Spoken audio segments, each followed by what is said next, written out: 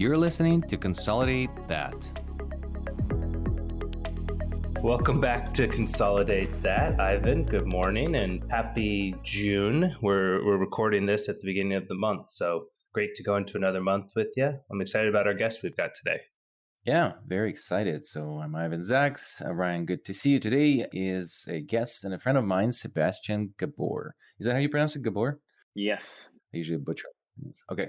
I had a business partner who stole my car. His last name was Gabor. I hope you're not related. No, definitely no. All right. Zaza Gabor. Yeah. So welcome. So Sebastian is the founder and CEO of Digitail. It's a new PIMS that coming to market. So I'm very excited to talk to Sebastian. You've been at it for what, over 4 years by now? Yep, 2018.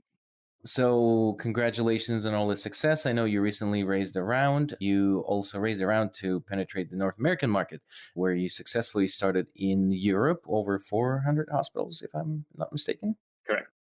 Quick background about Sebastian. The most impressive one that I like is that he was in Ironman. He finished in, which year was that you did that?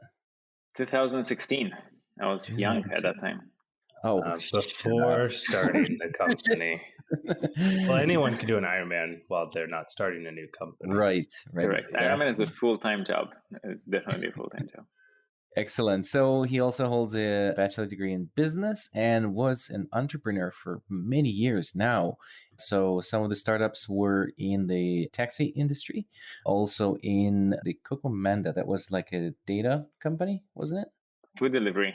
And then he was a founder and CEO of Gambit IT, and he's an active participant in a couple entrepreneurial circles. He also won with Digitail a participation in the Korean incubator. Was it Korea? Is that right? It was Korean. Yep. We had another one in Sweden. Also an amazing experience over there. There's a lot to learn from a lot of places. So awesome. Well, congratulations on all the success. Thank you for finding the time. We wanted to talk today about sort of current situation in the veterinary market, the consolidation, and how being a CEO of a product that is coming into North American market, you're addressing some of these things. So welcome. Thank you for finding the time. Happy to be here. So the pet care is changing. The clients are changing. They're more sort of technogenic. Our vets are now more sort of millennials than anybody else. What do you see is the most important when you're talking to the North American doctors and practice owners? There's definitely a lot of differences. And I have to say that it's a pleasure working with North American doctors because they do have a more business savvy background, and I do want more from their practice to scale it and to grow, as opposed to other places where we have clients. So from that perspective, we're happy that we can have those conversations and we can actually see solutions to problems, because in other places, well, if you don't know how to do it or if you don't know about something, there's no problem, right? Well, here at least we're looking for answers. That's something different that we really love.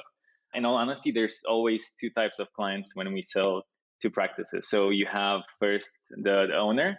That's, let's say, it's the more business savvy. How do we grow the practice? How do we keep employees happy? Then we have the actual staff that's using the system, where we also need to make sure that what we're offering them is something that works and makes their life easier.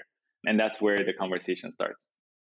So one thing that just jumps at me right away, the comment about business savvy veterinarians. That is, we are business savvy in North America. It's hard to imagine what is like in other places, because what I find is that we did not have business education in the veterinary school. And the only thing that I learned in the 2 weeks of sort of a businessy course that they had is that I'm screwed because I have no idea how to run the veterinary business.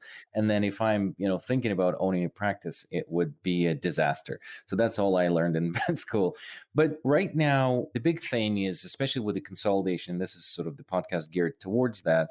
There's also that slice of customers. One is sort of individual clinics, and then the veterinarians in them. Then there's another layer. There's consolidators that they're only business oriented. They have nothing to do with veterinary medicine.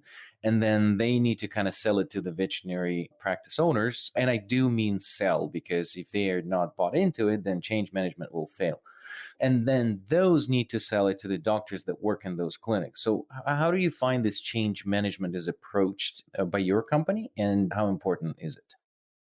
Okay, I think we would need 1 hour just for that because again, we've onboarded more than 400 animal hospitals. That's almost more than 2,000 vets that we've worked with in order to implement a new system. And I'm saying a new system because it's not just the software; it's all the workflows that come with it.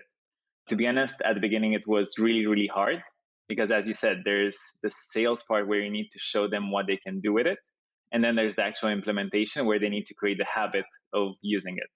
So we've broken it down in these two layers. One is the educational component, and one is the other one where, the implementation and actually following up with what you're doing. So I think one of the most important things that we did around this part was to align our company with the interests of the practice. And for this, the way we've split the team is that we have three main divisions. One is the sales part, where that's the educational component, where we're working towards explaining the new methodologies and how that benefits the practice and the pet parents. The other part is the implementation, training, and onboarding. That's always included. So our interest is not to charge more implementation fees, but to make sure that we're always ongoing with the subscription and helping the practice grow. And then we have the customer success department, where that's the part where we're proactively always connecting with the staff and the owner to make sure that at both layers they're happy and they're continuously doing what they need to do, and they also on top with all the latest workflows, best practices, and how to improve the practices performance. So those were the fact. So since we started splitting the team in such way, we've seen definitely a more alignment between us and the practices. And now we can start speaking the language at multiple levels. We're not going to be successful, and that's not what we want to do. A lot of challenges where you need to make sure that we're aligned with everyone, but at least this way we're a partner for them to grow and not only a one-time software that you buy and then that's it. Because at the end of the day, if we're not helping them end to end, we're not going to be successful, and that's not what we want to do. So Sebastian, I just had a article published in DVM 360 talking about what consolidators need to look at when they're shopping for a PIMS. One of the softwares that I had in mind as I was writing it was some of the things that you guys do at Digitail, as well as some of the others that are out there. But what do you think consolidators need to look at when they're choosing their practice management software for not just one practice, but for the groups that change it for all new ones, but then also groups that change it just for one-off practices? And that's one of those softballs that Ryan has installed for you. So back up the outfield. First things first, you're not choosing the software, you're choosing the team behind the software. I just want to start with this one because softwares are always changing and you need to be constantly updating because the practices needs are updating. Pet care is changing. So the software company always needs to be on top of that. If you just look at a software, that's just a snapshot of where the software is now. But what you need is that pictorial image of, so who's the team behind it? Are they actually passionate about what they're doing? Do they actually know what they're doing? Or are you just talking with someone that learned the script? And it's really easy to sell, right? So learn the script and then that's it. But behind that, there's absolutely nothing. There's no team to build that. There's no alignments. You're completely off track once you sign the contract. So you really need a team that's passionate about what they're doing. And that goes to at least for us at our core, where we're always looking to grow our team with missionaries and not mercenaries. So we really want people that care about pet care and to give back to the industry. So that's one. But then in terms of more practical side of things, we're strong believers that all-in-one solutions are stronger than siloed solutions. And the reason for that is that an all-in-one solution, you have one partner that has a strong vision for the growth of the team. And then all the synergies that come from an all-in-one system, they definitely outweigh all the cons.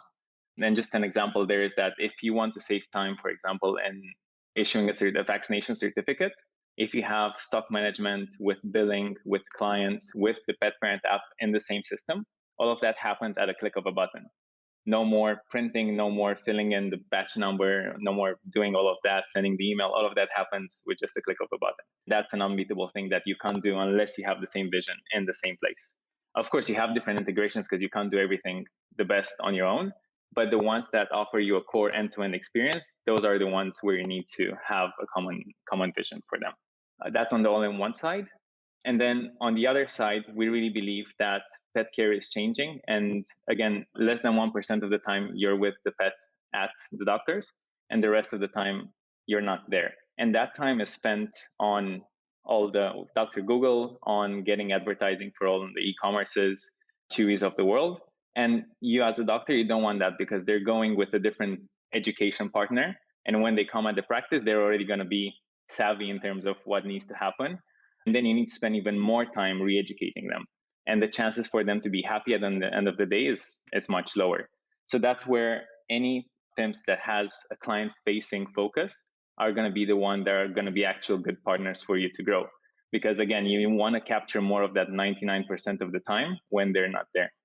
So that's kind of an interesting point. I do think it was interesting. I believe it was when you recorded on Ivan's other podcast with Sean was a time that it opened up my eyes to the idea of a PIMS not only being the tool that's used within the practice, but also being used as a CRM.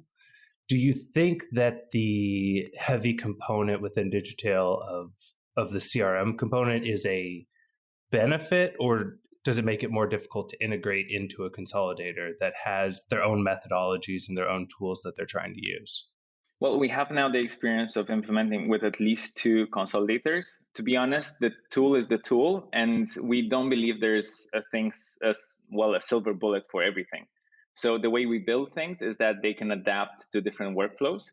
Of course, we have a recommended one, but at the end of the day, there's a lot of things that other people know really well. So we're trying to make sure that it's adaptable. And we've seen this even for like small things. So if you look at the soap template, even though you want to have standard operating protocols, you want to have a learning database to let everyone know that that's the standard that we're doing and that's the procedures. At the end of the day, each doctor wants to do things differently. So what's the balance between making sure they do respect those standards, but giving them the flexibility to do that? So that's just one small example for building things that are adaptable to more people. But yes, I mean, you do have a degree of, it's harder to adopt because it's a much larger tool. It's not, so it becomes from, not having just a small PIMS project that you need to replace, and small is with quotes, right? Because it's already a big one. But now you're replacing also the methodology for talking with clients, for improving the client retention, the bonding rates, and you get a much more complex project. So that's where we're compensating with the customer support team and a dedicated customer success team that's always there to help onboard the practices. Well, now with COVID, we became Zoom experts all the time, right? So there's a lot of things you can do on Zoom. There's still the need to go on site. But we've seen also with younger staff that those things are also changing. So with Zoom meetings, you can offer a degree of flexibility that you can't do with the on-site implementations because you just can't. Yeah, I agree. No, I think when I was working selling PIMS, one of our biggest things, we would book an hour-long demo, and the first 35 minutes of it would be trying to get the other party to sign on and turn on their video, and then, oh, do you see my screen? No, I don't. Oh, I need to be on my computer. And but now it's, I think that has shifted a lot of the tides from what the really, really large groups who can afford a team of people to show up at every door. I think it's opened up the door to allow some additional innovation. That was Ryan. I really like that you made it sound like you're very old. That, like, back in my day. Back in my day, it makes me feel good. I had a couple gray hairs, so at least you had hairs. So I know. Well, when I lose them, then I'll be really, really old. Oh, there we go. Thank you. So, Sebastian, what some listeners don't know, and what I like about your solution, is that you have the client's app. And I think that's the center of universe. As much as I was thinking, whenever I was thinking about building a PIMS, I thought it should be customer centric, not around only the clinic. And that's what allows you to do all of that sort of CRM-like behavior, reminder behavior, and everything else, which you don't have to buy outside of PIMS and integrate. Can you tell us more about what that application does? Is it just the reminders, or is your, like you said, Zoom telemedicine thing connected to it? What else does it do for the clinic? Why is that important to have that connection with the client and be in their pocket? Got it. So when we started thinking about the app for the pet parents, we wanted to make sure that doctors can offer an end-to-end experience, right? So the way we see the process, it starts from easy register. So you can register online, or you can do the check-in at the clinic. the online booking system. So you no longer need to spend time on the phone and make sure that, well, call once, call twice, and then try to do that ping pong where you find the right dates. With the online booking system, you can book at any hour, and most of the bookings happen outside business hours. Then after that, all the reminders it's in the same system, right? So once you have an appointment, the reminders are connected to the appointment. After the appointment part, we have a two-way chat component where that's an extremely important piece. And we saw also with COVID that there was a really high uptake in using asynchronous communications, which is chat, as opposed to the telemedicine, which was really helpful for a period of time. But for a long-term solution, the chat is here to stay. And we see this with all the users that we're having. So again, to start from the top is the registration process, online booking system, reminders, the two-way chat. We have a telemedicine component that's directly in the app. And more important, the medical records and the discharge notes, everything you want to share with a pet parent, all of that goes directly in the app without you needing to print, redraft, write again, customize. All of that goes directly shared with the app. And I think, again, there was a long journey to develop the app in the form that it's now. But we started being super, super happy in the last months when we started seeing all our users getting extremely good reviews from their clients and saying that, hey, we're so happy that we chose you because now we have all this information and we see that you really care. And it's awesome to see how, a group of a small team can change things with the right people in the industry. That's very interesting. And I know that you're reading all of these reviews. So because it's an interesting approach. When the consolidators back in the day, when I was selling SmartFlow. Yes. The challenge with the consolidators is because they're trying to choose the best workflow for their doctors. And then here we're seeing evidence that it actually impacts the clients and how they perceive the practice if they're using this app and the information transparency between the clinic and the pet owner. So what else have you learned from these reviews? There's a lot of things that we shouldn't do, again, as clinics, but there's also things that really, really help. So from what we've seen is that easy communication is one of the most appreciated things. So the fact that I can quickly reach out via chat, even send an email, book online quickly, those are things that really pet parents really care about. The other one is the way they get the information at the end of the visit, because again, they have that 15 minutes when they're there, but they're stressed, they're not really listening. So the fact that they can have it easy to read when they leave, that's another big part of what makes clients give good reviews. And of course, again, it's a bit aside of what we do, but where clinics were getting really, really good reviews is when staff was friendly and they had a unified message. So unified message is, again, if let's say we had dental month in February, the doctor is recommending a dental procedure, the vet tech again, but when they go to the favorite staff person at the reception and they don't mention anything about it, then there's a mismatch in the message and they start being concerned of, hey, what's happening here? They're trying to. So those are things that the top three things that we've seen that really influence reviews. We actually had a guest the other day that was a dental person with Midmark. He was fantastic. And so that's a good episode to go back and listen to.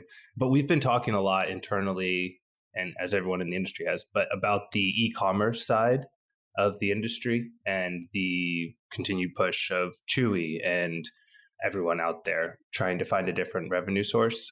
Is that something that you guys are tackling? Where do you think that's going to play within the PIMS environment, or does that need to live outside of the PIMS? We definitely see it as a problem that we need to tackle. And we started already having pilots with a few of our users in which we're helping them build wellness plans that have all the e-commerce components included in that. So in other words, at the end of the day, a pet parent is looking for a partner to grow their pet and to make sure their companion is healthy and happy for the rest of their life. So they're looking, when you look for that partner, if you look at business models that work, of course, a wellness plan or a subscription type of plan works really well. And the great part of that is that under that subscription plan, you can also offer the products and the services that you'd like to offer to your clients. So what we started doing is, with the help of the app and the reminders and having the educational component in the app, start promoting those subscription models for the clinics.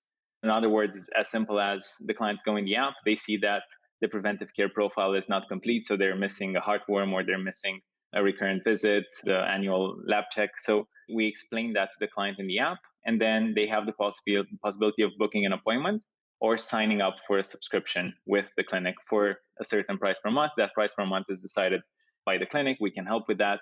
But we've seen that the retention rate is much higher.